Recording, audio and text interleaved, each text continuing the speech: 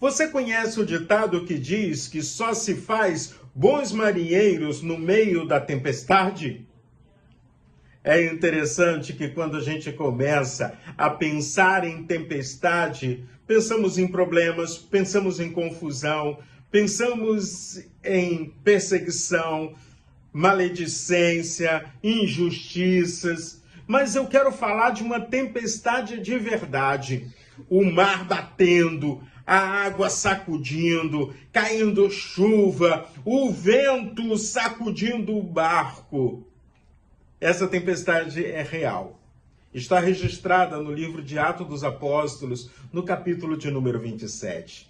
Quem está dentro do barco é o apóstolo Paulo com alguns dos seus companheiros. Mas Paulo é prisioneiro. Paulo está a caminho de Roma. E aí, quando começam a falar com ele sobre a ida para Roma naquele momento, Paulo diz, olha, não é um bom tempo, não é a melhor maneira, poderemos passar por tempestades e todo mundo pode morrer. Mas nem o comandante da guarda, nem o comandante do navio deram ouvidos a Paulo. E vamos de viagem, vamos de viagem. Em determinado momento, começa uma grande tempestade.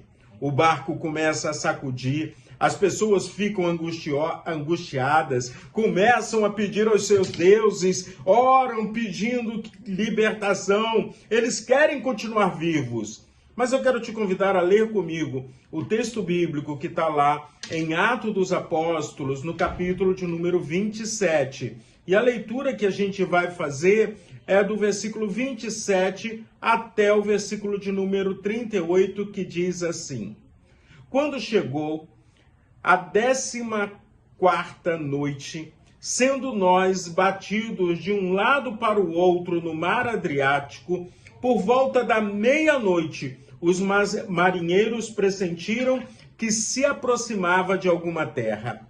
E lançando a sonda, viram que a profundidade era de 36 metros. Passando um pouco mais adiante, tornando a lançar a sonda, viram que a profundidade era de 27 metros. E receosos que fossem atirados contra lugares rochosos, lançaram da polpa 4 âncoras e oravam para que rompesse o dia. Nisto, os marinheiros tentaram escapar do navio, arriaram o bote no mar, a pretexto de que iam largar âncora na proa. Paulo disse ao centurião e aos soldados: se estes não permanecerem a bordo, vocês não poderão se salvar. Então os soldados cortaram os cabos do bote e os deixaram afastar-se. Enquanto amanhecia, Paulo rogava a todos que se alimentassem, dizendo: hoje é o 14º dia em que, esperando, vocês estão sem comer, não tendo provado nada. Por isso, peçam que comam alguma coisa, pois disto depende a sobrevivência de vocês, porque nenhum de vocês perderá nem mesmo um fio de cabelo.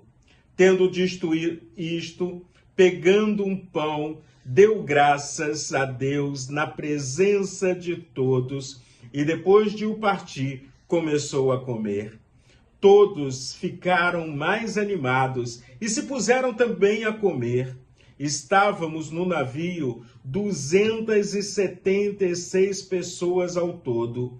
Refeito com a comida, aliviaram o navio, jogando o trigo no mar. Veja que porção linda da palavra de Deus. 14 dias de desespero. Tem pessoas que quando entram no desespero não conseguem comer nada, não conseguem dormir. A coisa estava feia. Mas tinha um homem de Deus ali naquele barco.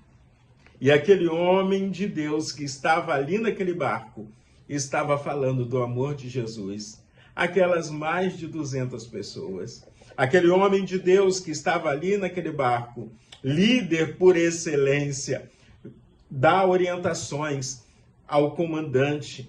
Aquele homem que está ali ele dá graças ao Senhor pelo pão, ele louva o Senhor pelo pão, ele testemunha de Jesus até mesmo nessa hora de refeição. Que celebração linda! Vamos dar graças pelo pão em todas as circunstâncias. Ali eu vejo uma celebração em meio à tempestade, eu vejo um culto ao Senhor, eu vejo adoração ao Senhor, eu vejo vidas sendo resgatadas no amor do Senhor. Ao mesmo tempo, quando eu olho para a liderança do apóstolo Paulo, é uma liderança que anima, é uma liderança que sustenta, é uma liderança que fortalece.